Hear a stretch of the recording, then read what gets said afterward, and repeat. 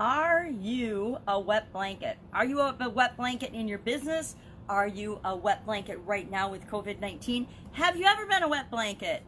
Wet blanket, this idiom is from the early 19th century, and it comes from Native Americans and other people who like to camp, me included, who would use a wet blanket, and I'm going to try this, it's going to be interesting, to pretend this is a fire, snuff out their campfire.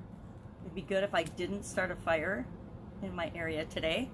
Ta-da! Fire out. I was wondering if I could pull that off today. So a wet blanket, it represents,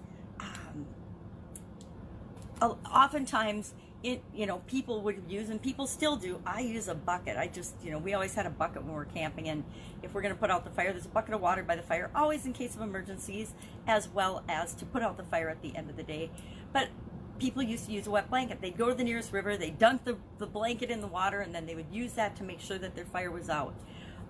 I personally would never waste a blanket on a fire because I like to be warm and cozy. But that expression came to mean if the fire represents energy and excitement and fun and partying and laughter and lightness, the wet blanket represented the snuffing out and the killing of that. So it came to mean anybody that spoils other people's fun, right? Kind of like a spoil sport. Anybody that's dull or depressing or mad or mean or grumpy or sullen or sour, that's spoiling and impacting other people would be considered, and still is considered, a wet blanket. I will admit I have been accused of being a wet blanket sometimes. We all are, right? Sometimes we're all just not in the mood. We're not in the mood for a party. We're not in the mood to put up with other people's antics and enthusiasm. And either their enthusiasm will spread to us, or we will dampen their enthusiasm. Now, in this day and age, COVID-19 has been kind of like a giant global wet blanket. It has stopped and changed and impacted, I would think, almost every human being on the planet at this point, or anybody on the planet who has any access to the knowledge that there's a pandemic going on in the world. I'm sure there's people on the planet that don't have media and don't have any idea that it's going on. Those are few and far between, right?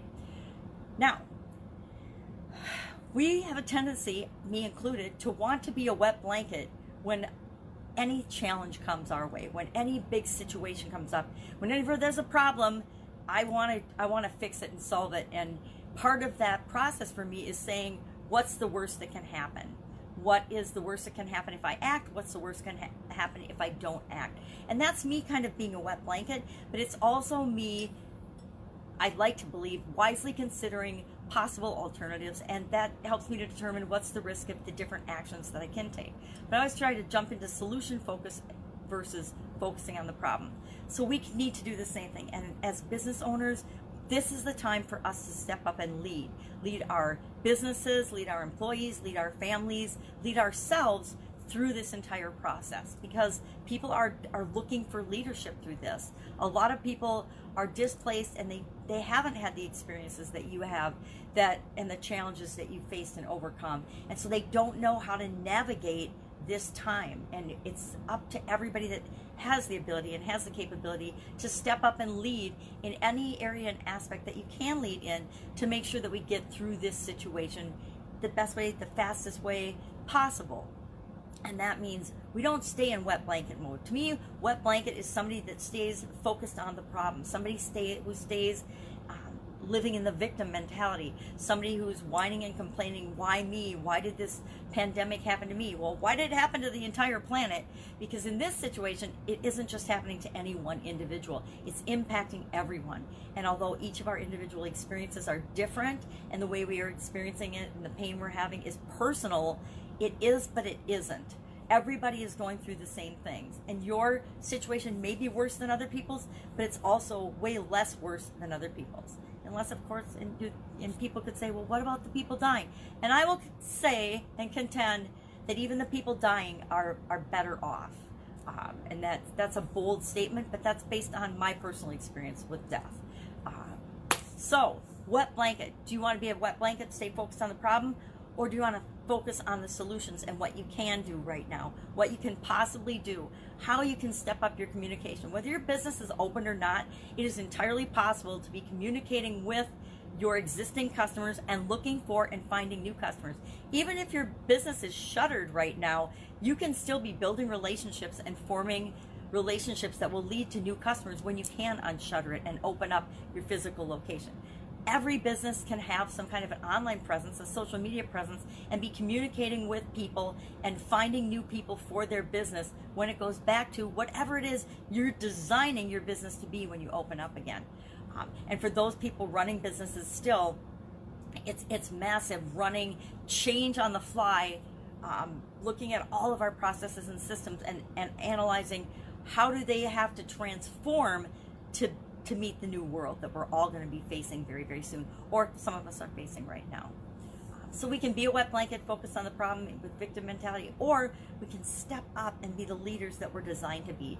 Every single person on this planet is designed to be a leader, at least of ourselves. So it's up to us to take 100% responsibility for our ability to work through this challenge, and then it's also our personal responsibility to take as many people with us on that positive journey as we possibly can and encourage them to do the same. So, are you a wet blanket? Would love to know your stories about wet blankets. I've been a wet blanket a lot. Ask my kids. I've been a wet blanket in my corporate jobs. I've been a wet blanket in my businesses. And I learned that being a wet blanket, it wasn't that fun for my employees, and it wasn't that fun for me either. And so that's part of what encouraged me to learn to focus on what's possible, focus on the solutions, focus on what we can do always, and keep moving forward and making progress. That's it. Have an absolutely amazing day. If I can help you in any way, ask. Just ask in the comments below. If there's an idiom that you would like to know the meaning of and the history of and how we might be able to apply it to our lives right now, put that in the comments below as well, because I am always looking for new idioms to explore the meaning of and find freakishly ridiculous ways to demonstrate them for myself and for you. Have an amazing day, and I will, of course, be with you tomorrow. Bye.